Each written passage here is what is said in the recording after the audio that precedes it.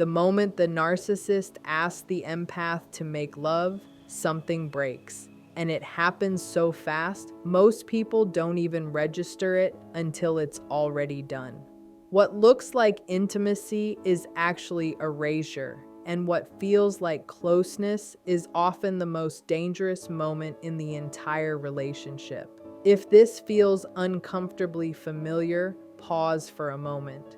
Ground yourself.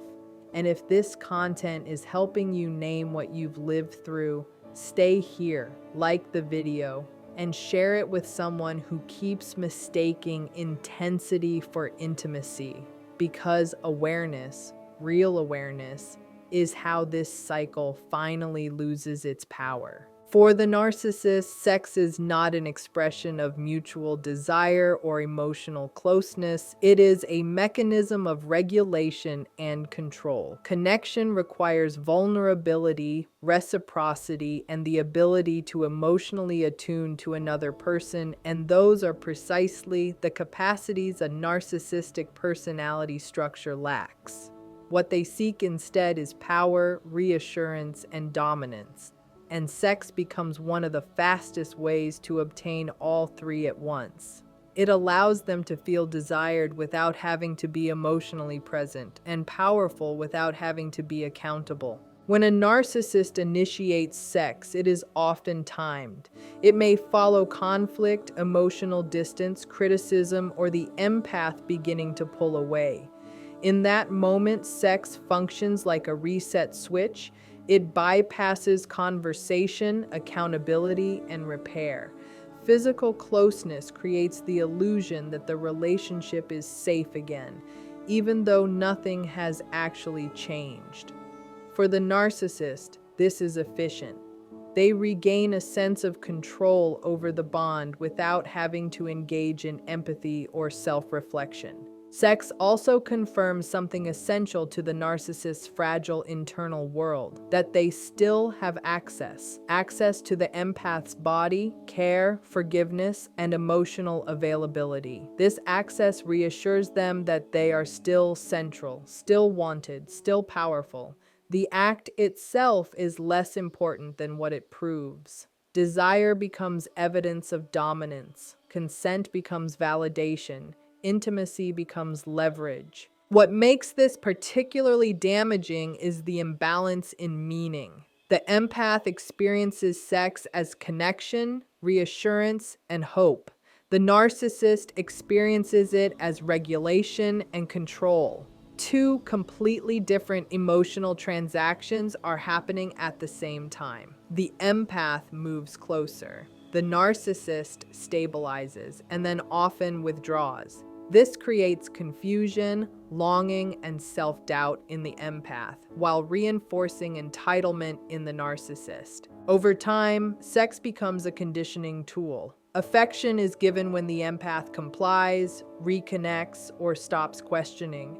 Distance or punishment follows when the empath asserts needs or boundaries.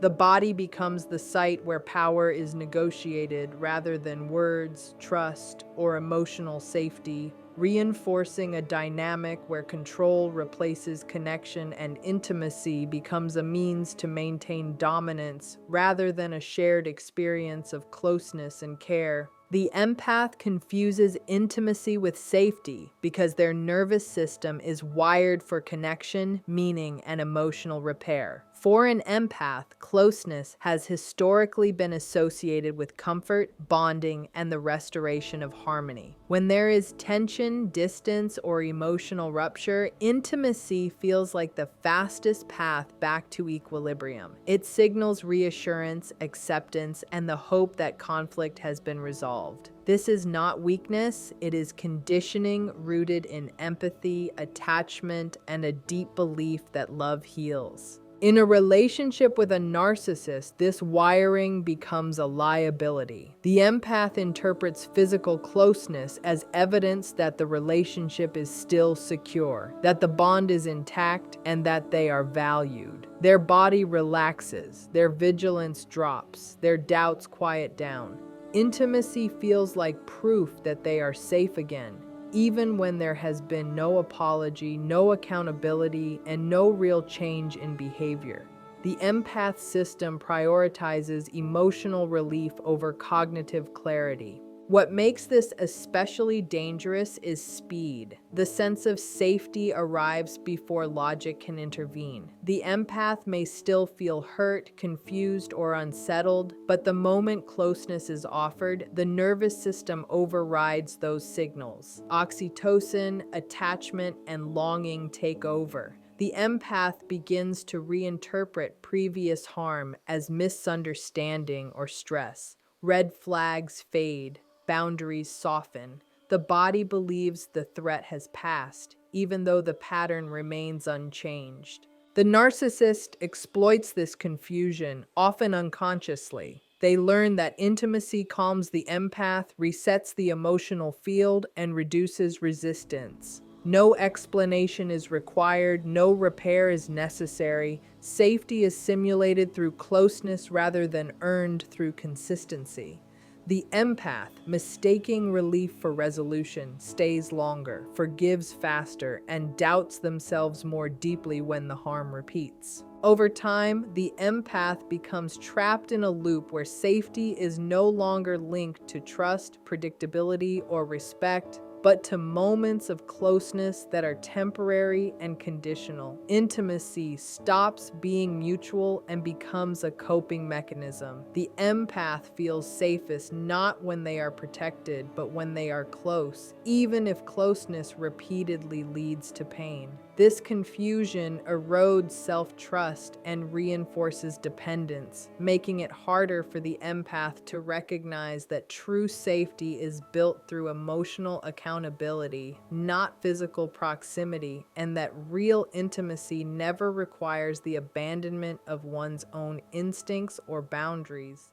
The request for sex often comes immediately after devaluation or conflict because the narcissist experiences emotional rupture very differently from the empath. After criticism, withdrawal, or a power struggle, the narcissist feels dysregulated, exposed, or threatened. Their internal state is not one of remorse or concern about the damage done, but discomfort at the loss of control, admiration, or access.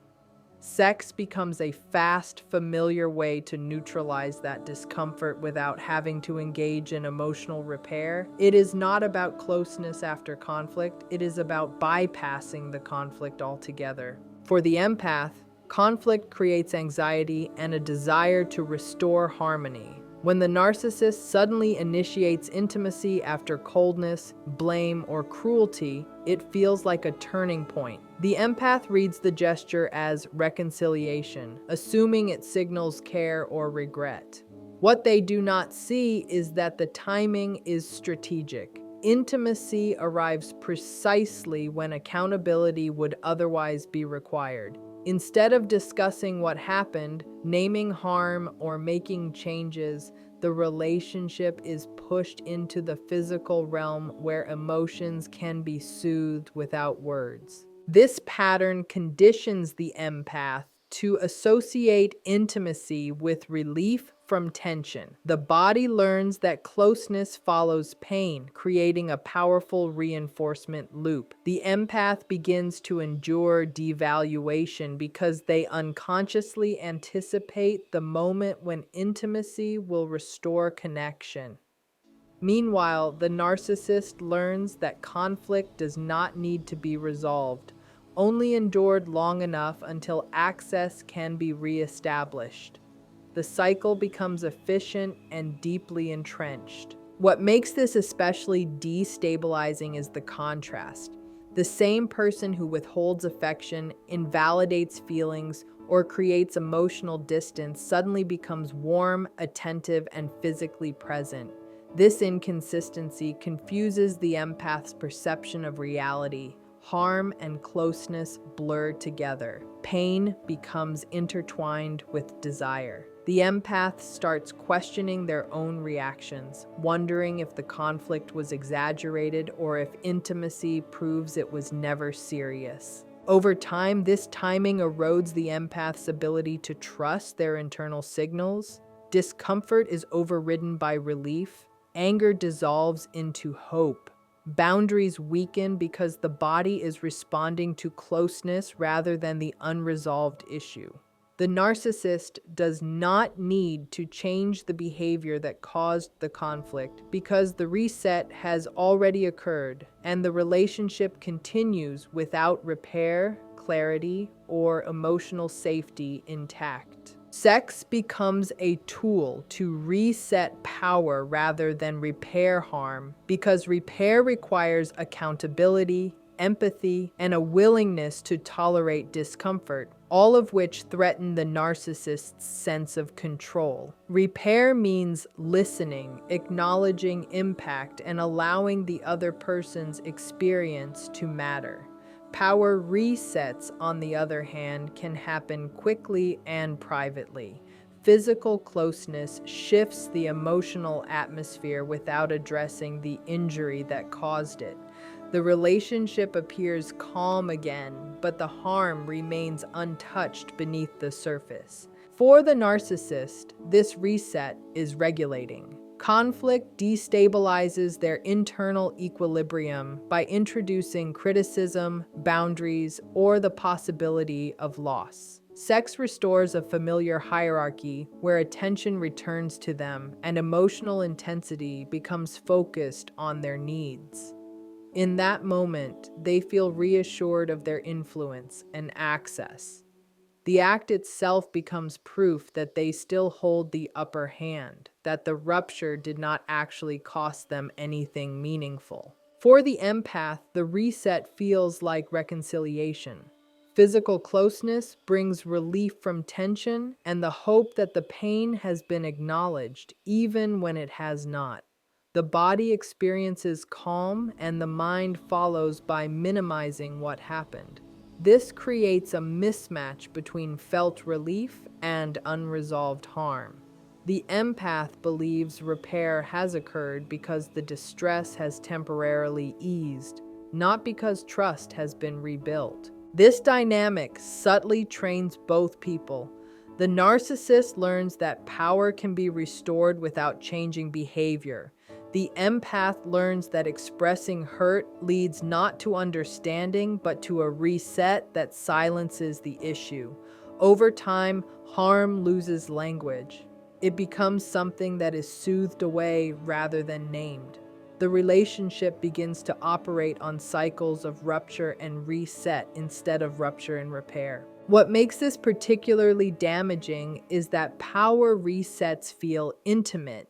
They carry warmth, closeness, and emotional intensity, which can mask the underlying imbalance.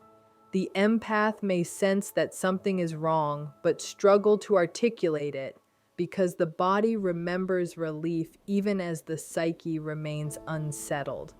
Meanwhile, the narcissist avoids growth while reinforcing entitlement, believing closeness equals resolution. Eventually, the empath is left carrying the emotional residue of repeated harms that were never addressed. The resets accumulate, but the wounds do too. Power is restored again and again, but safety is not, and intimacy becomes a mechanism that preserves the status quo rather than a process that heals what was broken. The empath's nervous system reacts before logic does because it is primed for attachment, repair, and emotional attunement. When intimacy is offered, especially after distance or conflict, the body interprets it as a signal of safety. This response is automatic and physiological, not a conscious choice. The nervous system shifts out of threat mode and into connection mode long before the mind has time to evaluate whether anything has truly changed. Relief arrives first and reasoning lags behind. This reaction is intensified by stress. Prolonged emotional uncertainty keeps the empath in a state of hypervigilance. When closeness suddenly appears, the contrast is dramatic. The body experiences it as a release, like coming up for air after being held underwater. Muscles soften, breathing slows, and emotional tension drops. This shift feels like confirmation that the danger has passed, even if the source of the danger is the same person offering comfort. Hormones play a powerful role here. Oxytocin and dopamine reinforce bonding and attachment, especially when intimacy follows distress. The brain links relief with the person providing it, strengthening emotional ties at precisely the moment when distance might otherwise occur. This is why the empath may feel deeply connected immediately after intimacy, even if they felt hurt, angry, or ready to leave just hours earlier. The problem is that this bodily response can override internal warning signals. The empath may still notice inconsistencies or unresolved pain, but those signals feel quieter, less urgent. The nervous system prioritizes closeness over self-protection. Logic that might normally question patterns, timing, or motives gets muted by the felt sense of calm. This is not naivety, it is biology responding to perceived safety. Over time, this conditioning creates confusion. The empath begins to distrust their own perceptions because their emotional experience changes so rapidly. One moment they feel clarity and resolve, the next they feel bonded and hopeful again. This emotional whiplash makes it harder to maintain boundaries or follow through on decisions made during moments of clarity. Meanwhile, the narcissist benefits from this automatic response without having to do anything differently. The empath's body does the work of reattachment. The relationship continues not because the harm was resolved, but because the nervous system was temporarily soothed, reinforcing a cycle where physiological relief replaces emotional safety and instinctual bonding overrides self-preservation. Trauma bonding intensifies through physical closeness because the body learns to associate relief with the very person causing the distress. When pain and comfort come from the same source, the nervous system becomes confused and deeply attached. In relationships marked by narcissistic dynamics, emotional injury is often followed by moments of warmth, attention, or intimacy. This alternating pattern creates a powerful biochemical loop where suffering increases the craving for connection rather than diminishing it. Physical closeness after emotional harm floods the body with bonding hormones that temporarily soothe anxiety and fear. The relief feels profound because it contrasts so sharply with the distress that came before. The empath system registers this relief as essential, even life-saving. Over time, the body starts to anticipate closeness as the solution to pain, reinforcing attachment instead of promoting distance or self-protection. The greater the distress, the stronger the pull toward the person who can make it stop. What deepens the trauma bond is inconsistency. When affection and intimacy are unpredictable, the nervous system stays hyper-focused, constantly scanning for signs of relief. This intermittent reinforcement strengthens attachment far more than consistent care ever could. The empath becomes emotionally invested, not in stability, but in the cycle itself. Hope becomes tied to moments of closeness rather than long-term safety or respect. Physical intimacy accelerates this process because it bypasses conscious thought. The body responds faster than the mind, releasing chemicals that reinforce trust and attachment regardless of context. Even when the empath intellectually understands the pattern, their body reacts as if closeness equals survival. This creates internal conflict, where clarity exists alongside craving and awareness does not immediately lead to detachment. Shame often follows. After intimacy, the empath may feel confusion or self-blame, sensing that something is wrong but struggling to explain why. This shame further isolates them, making it harder to seek support or validate their own experience. The bond tightens not because the relationship is healthy, but because leaving feels emotionally unbearable. Meanwhile, the narcissist experiences regulation rather than bonding. Their distress eases, their sense of control returns, and their need for connection diminishes. This imbalance deepens the empath's longing while reinforcing the narcissist's detachment. The relationship becomes anchored not in mutual care, but in a cycle where pain creates closeness, and closeness sustains pain, locking the empath into a bond that feels intense, consuming, and incredibly difficult to break. The narcissist feels relief while the empath feels emptier because the same moment serves completely different psychological functions for each of them. For the narcissist, intimacy releases tension. It stabilizes their internal state, quiets insecurity, and restores a sense of dominance and reassurance. Once that regulation is achieved, their need diminishes. The internal pressure that drove them toward closeness dissolves, and with it, their motivation to remain emotionally present. For the empath, the experience moves in the opposite direction. Intimacy is entered with hope, longing, and a desire for connection or repair. It represents an emotional investment, not a discharge. When the moment passes and the narcissist emotionally withdraws, the empath is left holding all of that unreciprocated meaning, the closeness, awakened attachment without delivering safety, leaving behind a hollowed-out feeling that is difficult to name. This emptiness is not about dissatisfaction, it is about emotional mismatch. The empath offered vulnerability, presence, and care. The narcissist offered access without depth. Once the act ends, the empath may notice a sudden drop, a quiet sadness, or a sense of being unseen. The nervous system expected continuity, but instead encounters distance. The contrast creates emotional whiplash. What deepens the emptiness is the lack of aftercare. There is often no emotional follow-through, no curiosity, no warmth that extends beyond the moment itself. The empath may feel foolish for expecting more, yet unable to stop wanting it. They may replay the interaction, searching for meaning, while the narcissist moves on feeling lighter and unburdened. Over time, this pattern teaches the empath that closeness costs them something. Each time intimacy is followed by emotional absence, the internal reservoir drains a little more. Self-worth erodes as the empath wonders why connection leaves them feeling lonelier than before. They may try harder next time, offering more affection, more understanding, more availability, hoping to finally receive the closeness they crave.